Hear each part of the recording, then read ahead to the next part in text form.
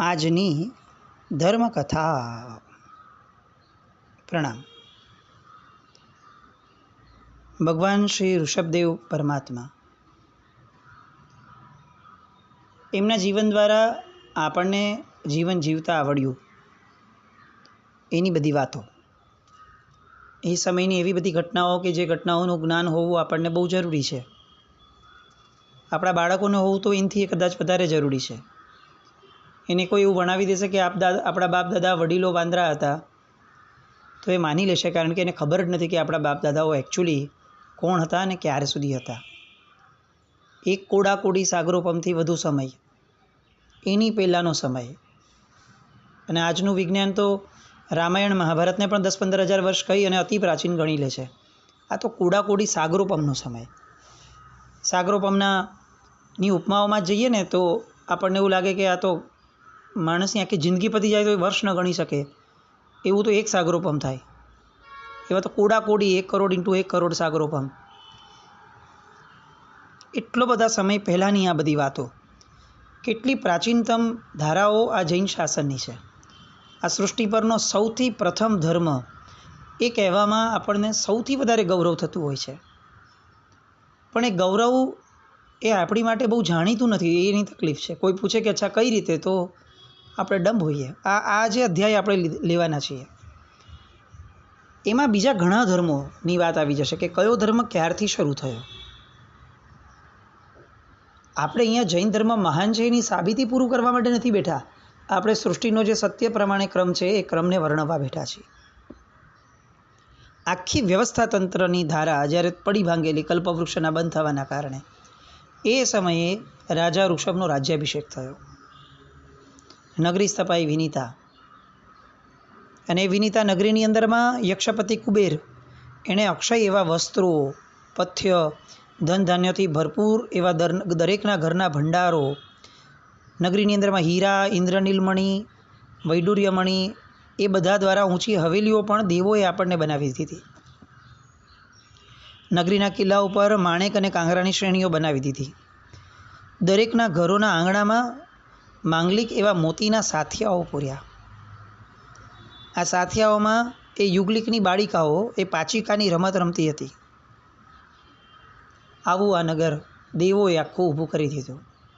અયોધ્યા, વિનીતા નગરી. આપણે કેટલીય વાર ઋષભદેવ ભગવાનના ચૈત્યવંદન સ્તવનની અંદરમાં વિનીતા નગરીનું નામ બોલતા હોઈએ, પણ આમ વિનીતા નગરીનો પણ વૈભવ વિચારવા જેવો છે. તો કદાચ ઋષભદેવ પરમાત્મા ઉપર ઓર આપણને બહુમાન ભાવ થાય કે કેવી વિરક્તિ. આપણે તો 2-5-10 કરોડ રૂપિયાનું કંઈ સામ્રાજ્ય છોડીને કોઈ જતું હોય તો એ કેટલા મહિનાઓ સુધી આપણે ગાતા હોઈએ કે આ જબરદસ્ત વૈરાગ્ય છે, આપણામાં આ નથી. ખરેખર સારું છે, પણ તો ઋષભદેવ પરમાત્મા માટે શું વિચારવું. કેટલી આખી જિંદગી કાઢી નાખીએ તો પણ આપણે કલ્પના ન કરી શકીએ કે આવા દૈવી વૈભવથી યુક્ત એવી વિનીતા નગરી છોડીને પ્રભુએ દીક્ષા લીધેલી. એટલે આ વિનીતા નગરી. હવે નગરી સ્થપાઈ ગઈ, ઘરો બની ગયા, લોકોને રહેવા માટે પોતાના પર્સનલ આવાસો દેવોએ બનાવીને આપ્યા. પણ આ આવાસોમાં રહેવું કઈ રીતે એ હજી શીખવવાનું બાકી હતું. એ કાર્ય ઓલવેઝ દરેક યુગની અંદરમાં પહેલાં તીર્થંકરનું હોય. પ્રથમ તીર્થંકરની આ એક વિશેષ જવાબદારી હોય કે તીર્થ સ્થાપ્યા પહેલાં રાજ્યાવસ્થામાં એણે લોકોને સંસ્કૃતિ સ્થાપવી પડે, લોકોની માટેની. ભગવાને રાજ્યાભિષેક પછીથી પુરુષોની 72 કળા અને સ્ત્રીઓની 64 કળાનું શિક્ષણ યુગલીઓને ભેગા કરીને આપવાનું શરૂ કર્યું. કોઈ ગુરુની ગુરુ તરીકે સૌ પ્રથમ ગુરુ જ ઋષભદેવ, રાજા ઋષભ. અને શું શું શીખવે તો કે કાચું અનાજ કઈ રીતે પકવવું, એ સૌથી પહેલી જે છે વાત એ આ ઋષભદેવ ભગવાને રાજ્યાવસ્થામાં કરી. પ્રસંગ એવો થયો કે કાચું અનાજ કેવી રીતે પકવવું એની માહિતી એ લોકોને હતી નહીં. એટલે ઋષભદેવ ભગવાને એ લોકોએ પૂછ્યું કે અમારે અનાજ કઈ રીતે પકવવું, તો એ સમજાવો. એટલે જ્ઞાન બળે ઋષભદેવ ભગવાને એક માટીનો પિંડ મંગાવ્યો, હાથીના કુંભસ્થળ પર ગોઠવ્યું અને એનું વાસણ બનાવ્યું. એ વાસણ સુકાઈ ગયું એટલે એમાંથી અનાજને પકવતા શીખવાડ્યું. હવે આ બધું જોયા પછીથી એમને એમ થયું કે આ માટીના વાસણો વગેરે પણ બનાવડાવવું પડશે, એ કળા પણ શીખવવી પડશે. એટલે કુંભારોને એમણે વાસણ બનાવવાની પ્રથમ કળા ચક્ર ઉપર બતાવી. સૌ પ્રથમ કુંભાર એનો રોલ પ્લે પણ રાજા ઋષભે કર્યો. હવે આ કુંભારોને વાસણ બનાવવાની કળા જે શીખવાડી તો એક આખો ને આખો ઉદ્યમ થઈ ગયો. ત્યારથી કુંભારાણા શબ્દ વપરાયો, જેને આપણે અત્યારે કુંભાર કહીએ છીએ. આ કુંભારાણા એની પાસેથી બહેનો માટીની ચોરી એટલે કે માટલાઓ જે છે એ વિધિપૂર્વક લઈ આવતી અને એ લગ્નની ક્રિયાઓ જ્યાં જ્યાં થાય ત્યાં ત્યાં કુંભારાણા કહી અને એમનું બહુમાન થતું. હજી નાણું આવ્યું ન હતું, એટલે આ ત્યારની વાત છે. નાણું નહોતું આવ્યું ને ત્યાં સુધી બધા એકબીજાના બહુમાન કરતા. નાણું આવ્યું એટલે આપણે બધાના અંદરના માન પણ એકબીજાના વિખરાઈ ગયા. હવે ભગવાને બીજી સમજ આપી વસ્ત્ર અલંકાર કેવી રીતે બનાવવાના એની. તો શાળો બનાવડાવી, એની વસ્ત્ર ગૂંથવાની જે કાર્યની શરૂઆત છે એ સાહેબે ભગવાને પોતે કરાવડાવી. રાજ્ય અવસ્થાની વાત છે. એ રીતે 72 કળાઓ વ્યવહારમાં ઉપયોગી થઈ પડે એવું શિક્ષણ પોતાના જ્ઞાન બળથી એમણે આપીને વિશ્વને સુંદર સ્થિતિમય બનાવવામાં સૂત્રધારપણું એમણે 10 લાખ પૂર્વ વર્ષ સુધી રાજ્ય ભોગવ્યું એ સમયે કર્યું. 10 લાખ પૂર્વ વર્ષ, 84 લાખ પૂર્વનું આયુષ્ય હતું આપણે બધા જાણીએ છીએ. એમાંથી આ 10 લાખ પૂર્વનું જે વર્ષનું આયુષ્ય છે એ આ રાજ્ય અવસ્થા દરમિયાન કહ્યું. એમણે 4 ભેદોની રચના કરી. ઉગ્રદળના અધિકારી એવા અંગરક્ષ પુરુષો જે હતા એને ઉગ્ર કુળવાળા બનાવડાવ્યા. મંત્રી વગેરે જે રાજ્ય અધિકારીઓ હતા એ મિત્રોને એમણે રાજન્ય કુળવાળા બનાવ્યા. બાકીના જે અવશેષ બચ્યા એ બધા પુરુષોને ક્ષત્રિય કુળના બનાવ્યા. એવી રીતે વ્યવહાર નીતિની નવીન સ્થિતિ રચી કે રાજ્યલક્ષ્મીને વૈભવ ઋષભદેવ ભોગવવા લાગ્યા. દંડનાયકો લોકોને તેમના અપરાધ પ્રમાણે સજા કરવા લાગ્યા. ગુનાઓ ઓછા થવા લાગ્યા અને રાજ્ય વ્યવસ્થા ધીરે ધીરે ધીરે સુંદર રીતે જળવાવાની શરૂ થઈ. ક્ષેત્ર, ઉદ્યાન, ઘરની મર્યાદા એ બધાના રક્ષણનું કાર્ય પણ પ્રભુએ શીખવાડ્યું. અને ન્યાય ધર્મ જે છે એની સૌથી પ્રથમ સ્થાપના ઋષભદેવ રાજા દ્વારા થઈ. એ સમયે વર્ષા ઋતુ સુંદર રીતે અમિવૃષ્ટિ કરવા લાગી કે જેથી ભરત ક્ષેત્ર ગોકુળની જેમ પશુધનથી ઉભરાવા લાગ્યો. આ રીતે ભરત ક્ષેત્ર એ વિધેય ક્ષેત્રની જેમ સ્વર્ગીય ભૂમિ થઈ ગઈ, ફક્ત એક જ વ્યક્તિના કારણે, રાજા ઋષભ. એમણે જ્ઞાન બળે પૃથ્વીનો ઉદ્ધાર કર્યો અને સુંદર રીતે પાલન કરી પ્રથમ ઇક્ષ્વાકુ વંશ એટલે ઇક્ષુવંશી કુળની આ ભરતખંડની અંદરમાં એમણે સ્થાપના કરી. જે ઇન્દ્ર નીચે આવ્યા હતા, આપણને આ પ્રસંગો ખબર છે કે ભગવાને શેરડીનો સાંઠો જે છે એ દેખાડ્યો એટલે ઇક્ષ્વાકુ વંશની સ્થાપના થઈ. હવે 48 ગાંવ લાંબી ને 36 ગાંવ પહોળી એવી આ નગરી, એમાં યુગલીઓ આવીને તો વસ્યા. પોતાના આપતા સંબંધીઓ નાભી રાજાના એક વિભાગમાં આવીને વસ્યા. રાજ્ય મહેલા વિભાગ તરીકે એ પ્રસિદ્ધ થયું. બીજો એક વિભાગ થયો જેને રાજ્ય વ્યવસ્થાપક કચેરી તરીકે જુદો પાડવામાં આવ્યો. ત્યાં રાજ્ય વ્યવસ્થાપકોની ઓફિસ જેવું બનાવવામાં આવ્યું.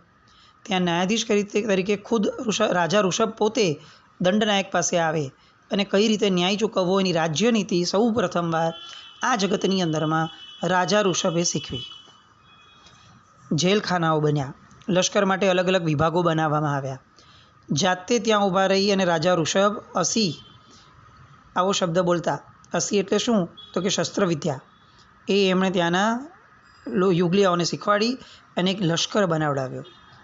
સાથે સાથે આ લશ્કરને શસ્ત્રનો પુરવઠો પૂરો પાડવા માટે એમણે લુહાર નામના કર્મતંત્રની સ્થાપના કરી અને એ આખો લુહારનો ધંધો, વ્યવસાય, ઉદ્યમ રાજા ઋષભે સૌ પ્રથમવાર શીખવ્યો. આ થઈ 80ની વાત. એ પછી બીજી વાત આવી ખેતીવાડીના અનાજ વગેરે પકવવાની. તો એ કઈ રીતે પકવવું, કેવી રીતે એને પછી સાફ કરવું, એ બધી રીતો જાતે રાજા ઋષભે બધાને સમજાવી અને એક માર્ગને ત્યાં સ્થાપ્યો જેનું નામ કૃષિ માર્ગ. એ પછીથી યુગલિયાનો એક વિભાગ એવી રીતે રાખ્યો કે જે સંસ્કારી અને સમજુ છે એ લોકોને વેપારી બનાવડાવ્યા. વણિકની બુદ્ધિ શું હોય એ એમને શીખવાડી. ધનના ભંડારોથી ભરપૂર એવી દુકાનો રાજા ઋષભે પોતે સ્થાપીને આપી અને દુકાનદારી લોકોને શીખવી. એમાંથી કઈ રીતે ન્યાયના વેપારથી ધન સંચય કરવો તે ભગવાને શીખવ્યું રાજાપણામાં. અને તોલ માપ વગેરેની સમજણ આપી, એના સાધનો વસાવડાવ્યા, બનાવડાવ્યા અને એક વ્યાપારી આખો વર્ગ રાજા ઋષભે ત્યાં ઊભો કર્યો જેનું નામ મસી. હવે આ અસી મસી ને કૃષિ આ ત્રણની સ્થાપના રાજા ઋષભે કરી. કેટલોક હજી જળબુદ્ધિ વિભાગ હતો કે જે આ બધામાં ક્યાંય કંઈ બેસતો ન હતો, કંઈની બુદ્ધિ જ નથી બેસતી.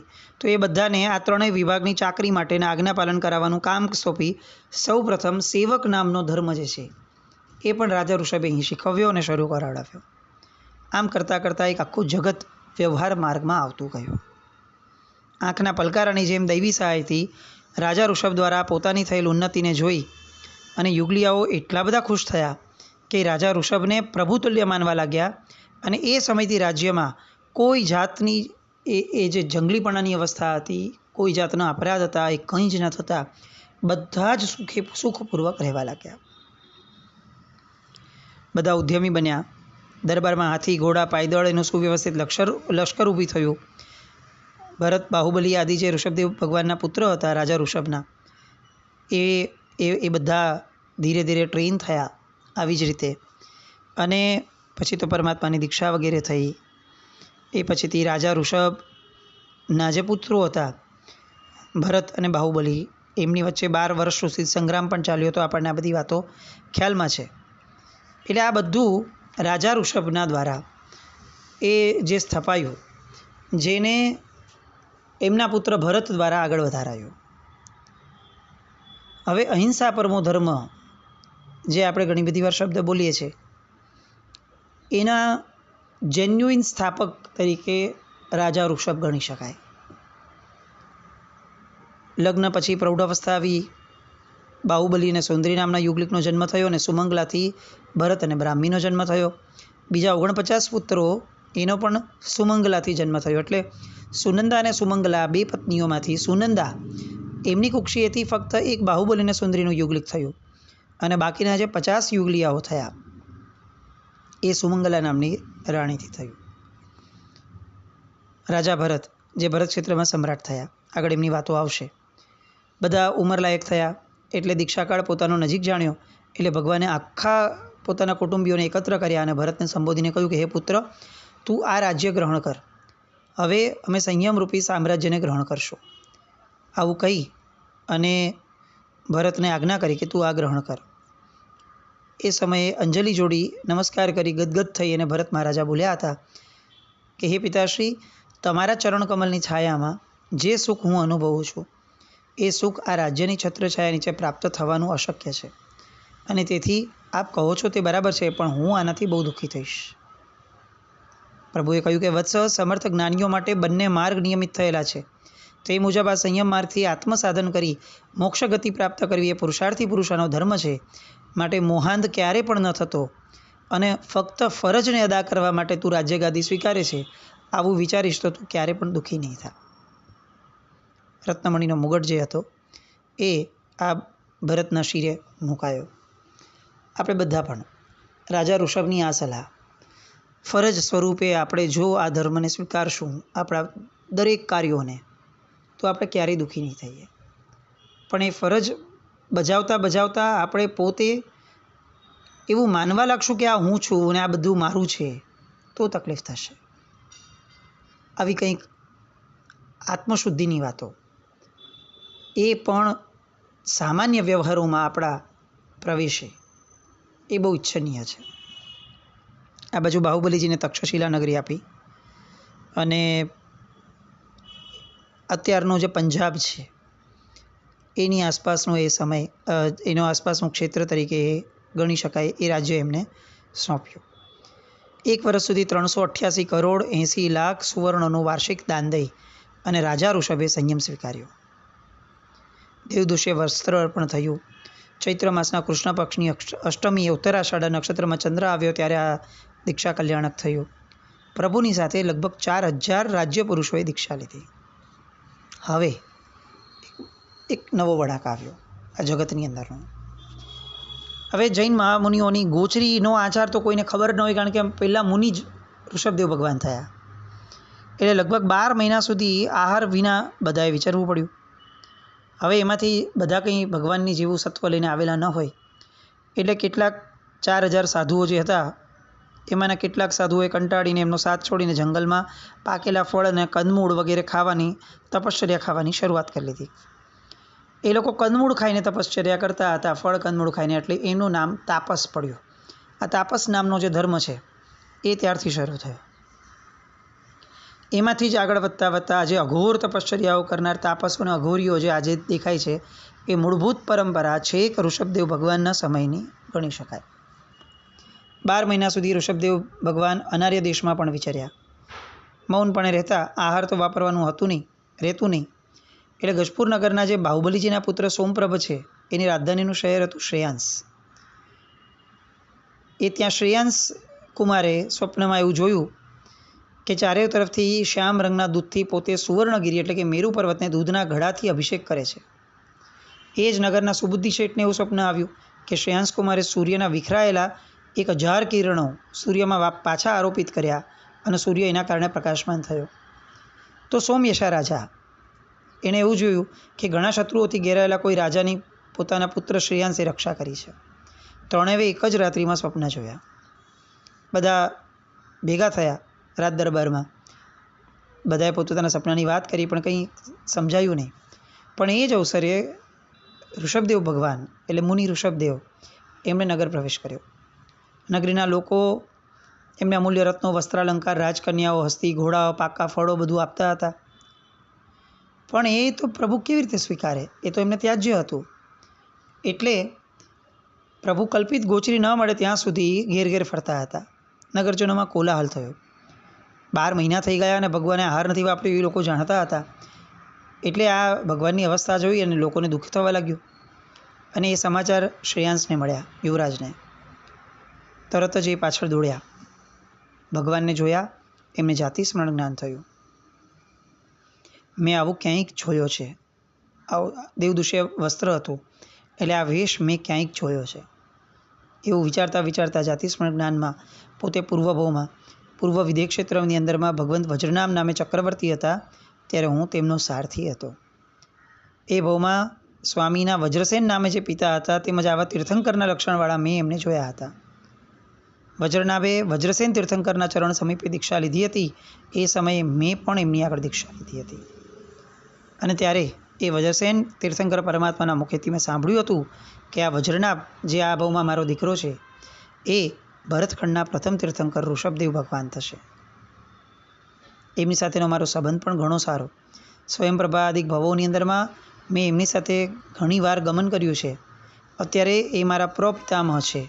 એટલે મહાભાગ્યોદયે મેં જ્યારે આજે એમને દીઠા છે ત્યારે આ બધું જોઈ અને વિનંતી કરે છે કે હે પ્રભુ, મારી પર અનુગ્રહ કરો, કલ્પિત ગોચરી માટે મારે ત્યાં પધારો. એવામાં અચાનક જ ઇક્ષુ રસથી ભરેલ ઘડાઓ હર્ષપૂર્વક કોક લઈને આવતું હતું રાજ્યને સોંપવા માટે. એટલે તરત જ આ વિધિ પોતે જાણી હતી જાતિ સ્મરણના જ્ઞાનથી. એટલે એમણે તરત કીધું કે પ્રભુ, આ કલ્પીય રસ છે, કલ્પે એમ છે આપને, તો આપ ગ્રહણ કરો. બધું જ યોગ્ય લાગતા પ્રભુએ અંજલિ જોડી હસ્તરૂપી પાત્રની અંદરમાં પોતે આગળ આવ્યો અને ઇક્ષુરસનો ઘોડો લઈને શ્રેયાંશ એ હાથમાં ખાલી કરવા માંડ્યો. ભગવાનના હસ્તપાત્રમાં ઘણો રસ સમાય પણ શ્રેયાંશના હૃદયમાં હર્ષ સમાતો જ ન હતો. અને એ સમયે આકાશમાં દેવદુંદુભી નાદ થયા. પ્રભુના પારણા રૂપે સૂચન થયું. આકાશમાંથી રત્નોની વૃષ્ટિ થઈ અને વૈશાખ સુદ ત્રીજનો એ દિવસ વર્ષી તપના પારણા તરીકે એટલે કે અક્ષય તૃતીયા તરીકે આ જગતમાં પ્રસિદ્ધ પામ્યો. આ પર્વ જગતનું સૌપ્રથમ દાન, જગતનું સૌપ્રથમ સુપાત્ર દાન અને જગતનો સૌપ્રથમ જાહેર ઉત્સવ તહેવાર, આ બધું ઋષભદેવ પરમાત્માના અન્વયે એ દિવસથી શરૂ થયું. ઋષભદેવ ભગવાનના ચરિત્રમાં આગળ આપણે નમીને વિનમીની વાત છે. એ જ્યારે પ્રભુએ દીક્ષા લીધી ત્યારે એ ભગવાનની કંઈક આજ્ઞા હતી, એના કારણે દૂર દેશમાં ગયા હતા. પાછા આવ્યા તો પોતાના પિતાને સાધુ તરીકે ધ્યાનમાં જોયા. હવે એમને ભય લાગ્યો કે અમારા પિતા જેવા સમર્થ રાજા આજે કેમ અનાથની જેમ આવી સ્થિતિને પામ્યા છે? એમના વસ્ત્રો ક્યાં ગયા? કેમ આ વલકલ વસ્ત્રો પહેર્યા છે? એનો અંગરાગ ક્યાં ગયો? આ પૃથ્વીની રજ એ સમાન જે પશુઓ છે એવી રીતે ખુલ્લા પગે કેમ આ ચાલે છે? હાથી ઉપર બેસતા હતા, ચાલે કેમ છે? આ પગપાળા કેમ ચાલે છે? આવું બધું વિચારવા લાગે છે. બધું પૂછે છે ભગવાનને, પણ ભગવાન મૌન છે, કોઈ પ્રત્યુત્તર નથી આપતા. એટલે અત્યંત દુઃખી થઈ ગયા. વારંવાર વિનંતી કરી છે પણ છતાંય ઉગ્ર તપશ્ચર્યાને ધ્યાનમગ્ન રહેલા ભગવાન એ કંઈ જવાબ જ નથી આપતા. એ સમયે કચ્છ અને મહાકચ્છ નામના બે વિદ્યાધરો એ ત્યાં પ્રભુ પાસે આવેલા. બે રાજકુમારને જોઈને કીધું કે રાજકુમારો આપ કોણ છો ને કેમ આટલી બધી આજીજી કરો છો? ત્યારે એમણે એમ કીધું કે આ ઋષભદેવ ભગવાન મારા પિતા થાય. અમે પરદેશ ગયા ત્યારે એ અરસામાં રાજ્યની વહેંચણી થઈ, અમારા બીજા ભાઈઓને કરી આપી, પણ અમને કંઈ મળ્યું જ નથી. એટલે હવે અત્યારે અમારી સ્થિતિ અનાથ જેવી થઈ ગઈ છે. તો અમે અમારા ભગવાનને કહીએ છીએ પિતાને કે અમને કંઈક લાયક દિશો આપો. એટલે આ રીતે કંઈ સમજાતું નથી, એ તો અમને બોલતા નથી. ત્યારે એ વિદ્યાધરો એમને સમજાવે છે કે ભગવાન તો આત્મકલ્યાણના માર્ગે વળી ગયા છે. એ તો બહુ જ ટૂંકા સમયમાં હવે 3 લોકના નાથના પદ ઉપર બિરાજમાન થવાને છે. એટલે એમણે આવી બધી માંગણી કરો એ કંઈ રાજકુળ દીપકને શોભતું નથી. તમે એક કામ કરો, એમના આ સાધનામાં ખલેલભૂત બનવાના બદલે તમે પોતે આત્મકલ્યાણ સાધી લો. એ જ તમારું ભૂષણ છે. અને બંને એ રાજદેવકુમારો છે એમને 48,000 ગૌરી અને પ્રજ્ઞપ્તિ પ્રમુખ વિદ્યાઓ અર્પણ કરી, અને જેના કારણે એ લોકો પણ મહાન વિદ્યાધરો કહેવાયા. ત્યારથી આ નમી અને વિનમી જે છે એ વિદ્યાધરોના રાજા તરીકે વખણાયા. વિદ્યાના બળે એમને પુષ્કર નામનું વિમાન બનાવી આપ્યું, વૈતાળીય પર્વત ઉપર લઈ ગયા, ત્યાં ઉત્તર અને દક્ષિણ વિભાગ કરી આપ્યા. એમાં હિમાલય પર્વતની નજીકમાં ગંગા અને સિંધુના પ્રદેશ વચ્ચે ખંડ પ્રપાતા અને તમિસ્ત્રા આ બે મહાન ગુફાઓ આવેલી છે, જે દક્ષિણ દિશાઓની શ્રેણીમાં છે. એને નગરો બનાવ્યા. અને ત્યાર પછીથી અનેક નગરીઓ બનાવતા 50 નગરીઓ બનાવી રથનુપુર ચક્રવાલ નામનું નગર એક મોટું સ્થાપિત થયું, જેમાં નમી કુમારને રાખવામાં આવ્યા. એ નમી કુમારનું નિવાસસ્થાન થયું. અને એવી જ રીતે ગગનવલ્લભ નામનું નગર જે થયું એને વિનમીનો નિવાસ તરીકે સ્થાપિત કર્યો. આવી ઘણી બધી હજી વાતો ફરીથી જાણવા માટે આવતીકાલ પર મળીએ. પણ એક ચોક્કસ છે કે આ ઋષભદેવ ભગવાનથી લઈને વર્ધમાન સ્વામી ભગવાન સુધીની યાત્રા, સમયની યાત્રા, એ એટલી બધી વસ્તુઓ આપણને જણાવશે કે આપણને આપણું જેન્યુઇન જે ઇતિહાસ છે, આપણું પૂર્વનું જે આપણું આખું ગૌરવ છે, એ આપણા હૃદય સુધી અંકિત થઈ શકે. આપણે પણ લોકોને કહી શકીએ કે જુઓ ખરો ઇતિહાસ આ છે. બસ એ પ્રામાણિકતા ભર્યા ઇતિહાસ તરફની આપણી આ ગતિને ડગલું બને એવી શુભ મંગલ કામના સાથે જીનાજ્ઞાવૃત્ત કંઈ પણ બોલાવી હોય તો મિચ્છામિ દુક્કડમ જૈનમ જયતિ શાસનમ.